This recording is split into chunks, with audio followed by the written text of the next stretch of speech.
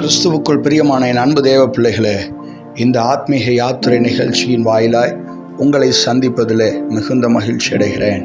நீர் ஏழைக்கு பலனும், நெருக்கப்படுகிற எளியவனுக்கு திடனும், பெருவெள்ளத்துக்கு தப்பும் அடைக்கலமும், வெயிலுக்கு ஒதுங்கும் நிழலுமானீர் என்று வேதாகமத்திலே நாம் வாசிக்கிறோம். ஆம், இயேசு கிறிஸ்து எத்தனை அன்புள்ளவர் என்பதை ருசித்து பாருங்கள்.